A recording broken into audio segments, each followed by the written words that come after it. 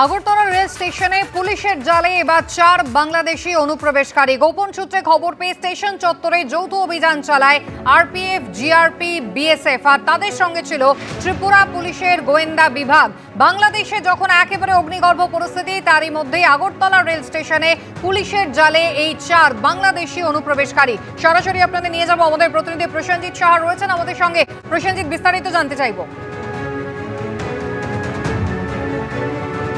একেবারে দেখো, যেখানে বাংলাদেশে চূড়ান্ত ভারত বিদ্বেষী একটা প্রোপাগান্ডা চালানোর চেষ্টা করা হচ্ছে, ভারতের বিরুদ্ধে নানা ধরনের কুৎসা অপপ্রচার তারা চালানোর চেষ্টা করছে, ঠিক অপরদিকে একটি অজুহাতকে কেন্দ্র করে নিরাপত্তাহীনতার কারণ দেখিয়ে যখন ভারতে আগরতলায় অবস্থিত বাংলাদেশ সহকারী হাইকমিশনারের কার্যালয় বন্ধ করে দেওয়ার অনির্দিষ্টকালের জন্য বন্ধ রাখার ঘোষণা করা হচ্ছে, অপরদিকে যখন বলা হচ্ছে যে ভারতের প্রয়োজন তেমনভাবে পড়বে না বাংলাদেশে, সেই ধরনের একটি কথা চালানোর চেষ্টা হচ্ছে, ঠিক সেই সময় কিন্তু আমরা দেখতে পাচ্ছি যে একেবারে বাংলাদেশ থেকে অবৈধভাবে অনুপ্রবেশ করছে আগরতলা, এবং গত 30 তারিখ দুজনকে আগরতলা রেল স্টেশনে আটক করা হয়েছিল এবং তার কয়েকদিন পরে গতকাল সন্ধ্যা নাগাদ রাজ্য পুলিশের রেল স্টেশন থানা, আরপিএফ এবং বিএসএফ এর সঙ্গে গোয়েন্দা বিভাগের কর্মীরা কিন্তু চারজন বাংলাদেশি নাগরিককে অবৈধভাবে আগরতলায় আসার সময়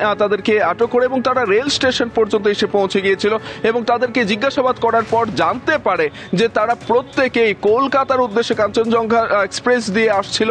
এবং এই ক্ষেত্রে কিন্তু আমি জানিয়ে রাখি, আগরতলা নয়, শুধু রাজ্যের বিভিন্ন রেল স্টেশনকে কেন্দ্র করে অবৈধভাবে অনুপ্রবেশকারীরা কিন্তু আসতে শুরু করেছেন। গত 2-3 মাসে একেবারে ন্যূনতম 50 ছাড়িয়ে গেছে সেই সংখ্যাটা, এবং কখনো চিকিৎসার জন্য, কখনো কাজের জন্য এইভাবে কিন্তু আসতেই চলেছে আগরতলার এই সীমান্ত, যেটা বাংলাদেশ এবং ভারত সীমান্তে আগরতলা অবস্থিত। এবং জানিয়ে রাখি, ত্রিপুরার 3 দিকেই কিন্তু ঘিরে রয়েছে বাংলাদেশের সীমান্ত, এবং সেই জায়গায় দাঁড়িয়ে কিছুদিন আগে ত্রিপুরার যিনি সাংসদ, প্রাক্তন মুখ্যমন্ত্রী বিপ্লব কুমার দেব, তিনিও স্বরাষ্ট্র মন্ত্রকের কাছে একটি চিঠি দিয়ে জানিয়েছিলেন যে 26 কিলোমিটার এরিয়া এখনো পর্যন্ত কাঁটাতারের সীমান্ত এখনো বেড়া লাগানো হয়নি, সেই জায়গাটাও যেন খুব তৎপরতার সঙ্গে কাজ করে। এবং রাজ্যের মুখ্যমন্ত্রী কয়েকদিন আগে এবিপি আনন্দের সঙ্গে কথা বলতে গিয়ে প্রতিক্রিয়া জানিয়েছিলেন যে তিনি রাজ্য পুলিশের প্রধান এবং বিএসএফ এর প্রধানদের সঙ্গে আলোচনা করেছেন, কোনোভাবেই যেন বাংলাদেশ থেকে অবৈধভাবে কোনো নাগরিক অনুপ্রবেশ করতে না পারে, সেই দিকটা যেন সচেষ্ট থাকে। এবং তারপরেও কিন্তু একের পর এক অনুপ্রবেশ বন্ধ নেই এই রাজ্যে। প্রসেনজিৎ, ধন্যবাদ।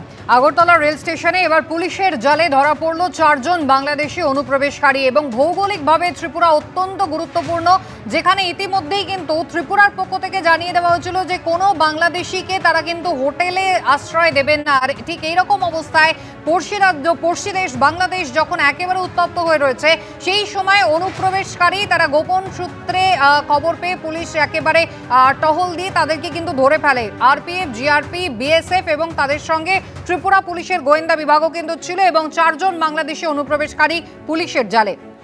বিএসএফ এর প্রাক্তন ডিআইজি সমীর মিত্র আমাদের সঙ্গে রয়েছেন। সমীর বাবু, নিঃসন্দেহে পুলিশের বড় সাকসেস, কিন্তু কোথাও একটা অত্যন্ত চিন্তার জায়গা, আশঙ্কার জায়গা কি নতুন করে তৈরি হলো?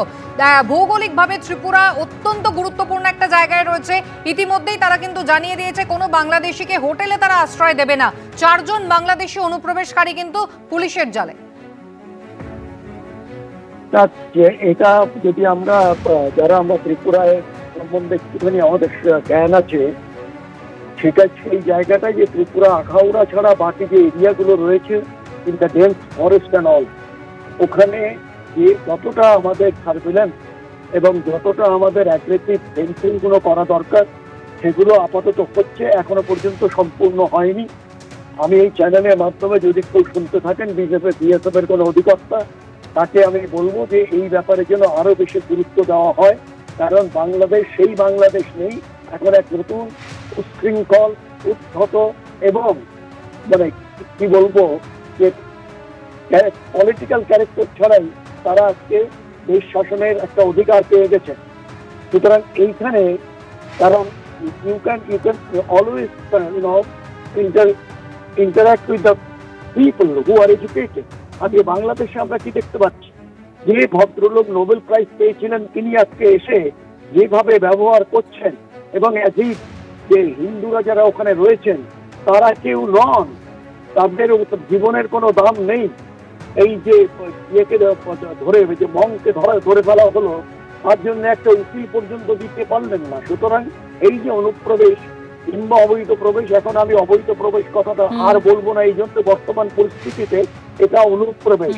এবং এই অনুপ্রবেশ সেটাকে যদি 100% একে রিপিয়ে করতে হয়, তাহলে কয়েকটা জিনিস করতে হবে। এক, যে ভিলেজগুলো কাঁটাতারের আগে বাংলাদেশের থেকে রয়েছে, they must be immediately relocated well inside border fence.